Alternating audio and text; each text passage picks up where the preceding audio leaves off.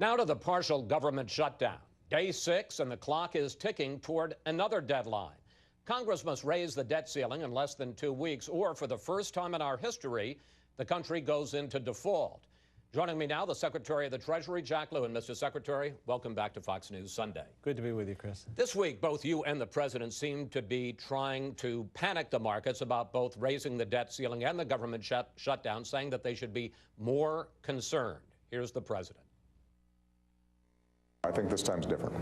I think they should be concerned. When you have a situation in which a faction is willing, potentially, to default on U.S. government obligations, then we are in trouble.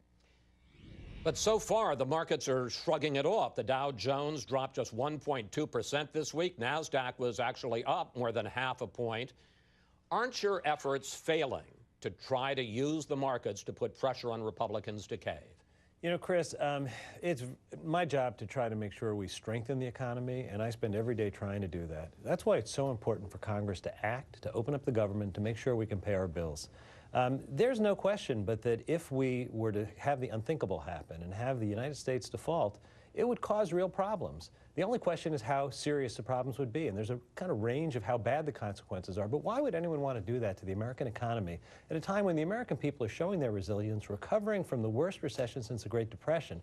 You know, and this is not a new issue. I'm going to quote to you from something President Reagan wrote to Congress, or said to the country, back in 1983. The full consequences of a default, or even the serious prospect of the default, by the United States are impossible to predict and awesome to contemplate. Denigration of the full faith and credit of the United States would have substantial effects on the domestic financial markets and on the value of the dollar and exchange markets. That was President Reagan. Well, let me quote you to you, because the Treasury Department issued a report late this week that said a possible default would be, quote, catastrophic. Here's what your own Treasury Department report said. Credit markets could freeze. The value of the dollar could plummet. U.S. interest rates could skyrocket, and there might be a financial crisis and recession that could echo the events of 2008 or worse. On the other hand, the Fed continues to pump money into the economy. Given that, what's the likelihood that a default would be catastrophic? Look, Chris, the good news is there's a majority in Congress that's ready to do the right thing, that's ready to vote to reopen the government. I'm asking you an economic question, not a political question. And that's ready to avoid the kind of unthinkable problems that happen if the United States, for the first time since 1789, willfully defaults on the good full faith and credit of the United States. I don't think there are serious people who think that the consequence is minimal. I mean, people say you can pay some bills and not other bills, but let me ask you a question, Chris. If you pay one bill, so let's just say you pay interest and principal on the debt. I'm not saying that you can. What happens if you don't pay millions of people on Social Security? What happens if you don't pay hospitals and healthcare providers across the country? The consequences are immediate and they're very bad. Congress needs to act. I asked you an economic question. Would it be catastrophic? Chris, I am telling you that I know the direction. I know the direction is bad. There are a range of how bad. It is not responsible, it is irresponsible, and it is reckless to take that chance, which is why Congress needs to act. All right, you know, it's only Congress that can act to raise the debt limit. It's Congress's authority and responsibility. All right, you say the consequences would be bad, it would be irresponsible not to act. Despite these stakes, the President refuses to negotiate, saying what Republicans are demanding has never happened before. Take a look. You have never seen in the history of the United States the debt ceiling, or the threat of not raising the debt ceiling, being used to extort a president or a governing party, and trying to force issues that have nothing to do with the budget and have nothing to do with the debt. But, Mr. Secretary, that is just not true. Congress has voted to raise the debt ceiling 53 times since 1978, more than half. 27 times it's been linked to something else. And among those items it's been linked to campaign finance reform, school prayer, and busing, and a nuclear freeze. What's unprecedented is not Congress tying strings. What's unprecedented is the President refusing to negotiate.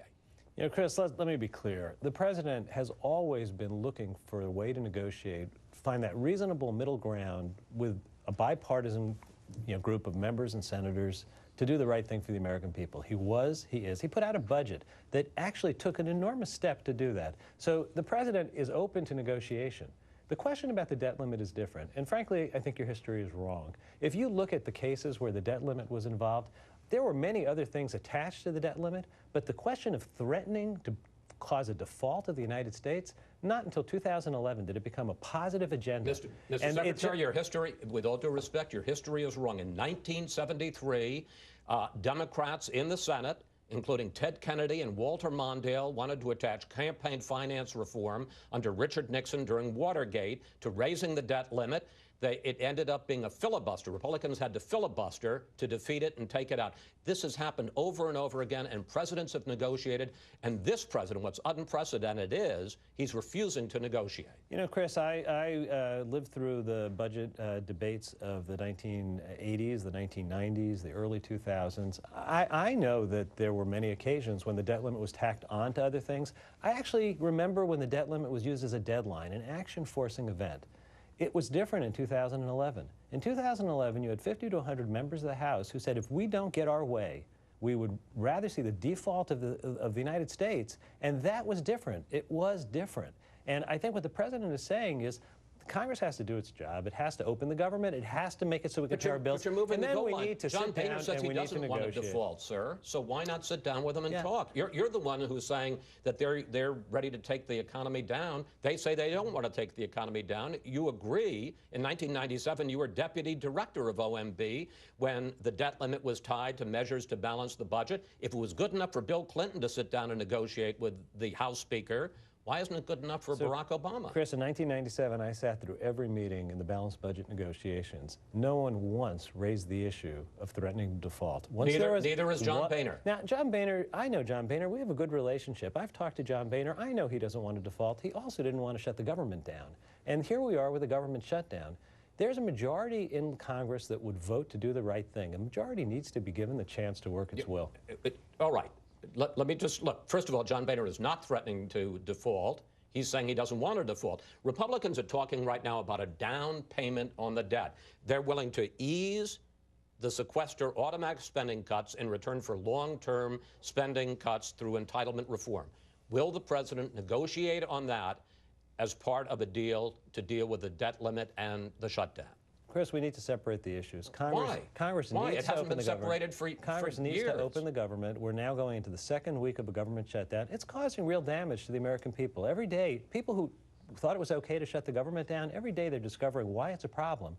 You can't fix this by discovering a problem here and there. Congress needs to do its job. So you're saying the president would refuse to negotiate over a debt solution? Chris, it's solely Congress's job to pass a budget. They have to pass a budget. I just want to ask a question. Are you saying the president is refusing to negotiate, pay our sir? bills? I'm saying the president wants to negotiate. He wants to negotiate in good faith. Negotiate on the debt limit. And Chris, Congress needs to do its job, and we then need to negotiate. The president has taken many steps over the last several years to show his willingness to negotiate. He's done it with Democrats saying he's too eager to negotiate. Now, Republicans have not come forward and made comparable movement. If we were in a place a year ago or 2 years ago where everything was on the table, where entitlement reform and tax reform were equally on the table as part of a solution, we wouldn't be where we are now. We came forward, we were willing to do entitlement reform. Well, the Republicans need to come forward as well. Since you say that the possible results could be so, in the words of your report, catastrophic, will the president accept a short-term extension to fund the government and raise the debt limit so you can have talks about the debt? Well, Congress will have to make a decision what they do. I can tell you that the American economy would be well served by getting some stability and some certainty. These manufactured crises and this brinksmanship over and over again is bad for the economy. It's hurt. You know, we're the world leader. We are the strongest, deepest economy in the world. Our currency is the world's reserve currency. Since 1789, people have depended on the United States for that kind of stability. Congress should act now. I think they should act to take this burden off of the economy. It's a self-inflicted wound, but we'll have to see what Congress does. I just want to say, I take away from this conversation that even though Republicans are willing to talk about a debt deal or a short-term extension, it's the president who is digging his feet into the ground and saying no negotiations. Chris, that is not what I said. What I said is Congress. What are you saying? It sounds like you want unconditional surrender and nothing else, sir. Congress needs to do its job. You know, we've just spent the last several months with Congress creating this ridiculous choice where either you repeal the Affordable Care Act or you shut down the government or default on the United States. That is not the way we should do business. They need to do their job. They need to open the government. They need to fund our ability to pay our bills. These are old bills, Chris. These aren't new bills. I understand that, sir. And then we are open to negotiation. The president has been, is, and will always be open to reasonable discussions. I want to ask you about Obamacare. You brought it up. That's what a lot of this is about. The public exchanges in Obamacare opened this week, and I think it's fair to say that the government website was a mess. In fact, and you can look at it right here, the page to sign up to enroll for Obamacare has been taken down for repairs during off-peak hours this weekend. Question, sir. You have had 3 years to prepare for this week. If I already had doubts, somebody already had doubts about the government's ability to oversee a sixth of the economy, shouldn't this just add to my doubts? You know, Chris, I actually think that is not what's happened this week. What happened this week is we saw 7 million people rush to go onto the webpage to find out what are their choices in this new marketplace to buy affordable health care. How many actually signed up, sir? You know, they have 6 months to sign up. This is a big decision. We never expect. How many signed up? I don't have the exact number, but the question isn't how many. Do you have any number? Because the government has refused to tell us how many. It's the wrong question. No, it isn't. In the end, looking, the right question, I can look, and I may have no interest, and in fact, I'm not going to need Obamacare. We know, the question is, Chris, how many people have actually signed up? We know that people take time to make important decisions like this. They go on, they compare their options. The fact that so many millions of people rushed to get information is a very good sign. And you know, your question about the website, I don't know about you, but you know, I sign on and I get updates on my software, and I often get corrections that I have to re-update my software from major companies.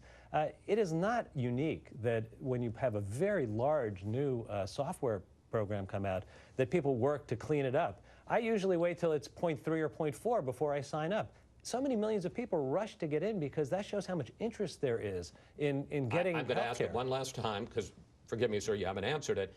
Do you not know how many people have signed up, which would seem to indicate another major software glitch, or is it that the number is embarrassingly small?